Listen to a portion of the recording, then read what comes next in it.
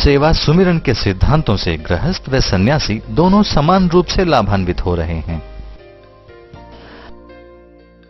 तब सेवा सुमिरन के सिद्धांत दोनों, चाहे वे सन्यासी हो अथवा गृहस्थ आश्रम में, के लिए लागू हो जाते हैं। संतों के अनुसार धन से सामान है, सुख नहीं। धन से सुख का संबंध नहीं है, कि केवल सामान खरीदने का माध्यम है। Money is only purchasing medium, not the source of happiness. शास्त्रों में सूचना है, ज्ञान नहीं है।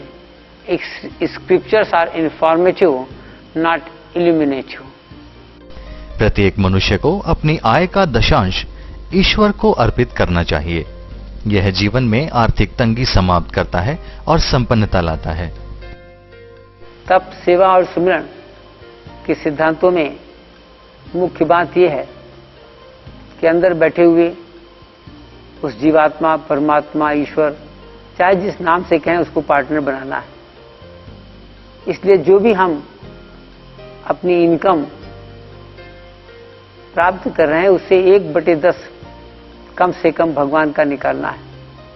इसको रामायण में भजन के नाम से कहा गया, गीता में दान, बाइबल में टाइदिंग, चैरिटी। टाइदिंग वहां पर 10%। जुडाइज्म में भी टाइदिंग शब्द आया और सिखों में दसवंध आया। जो भी आपने कमाया है उसमें से 1/10 प्रभु की सेवा में पहले ही निकाल देना है, अर्थात ईश्वर को अपना वास्तविक पार्टनर बनाना है। मैं व्यापारी आदमी हूँ, पैसे को खूब समेटना, खूब बटोरना जो मैं जानता था, और उस तरह से मैंने बटोरा, लेकिन उसके साथ मैं चिपक गया था।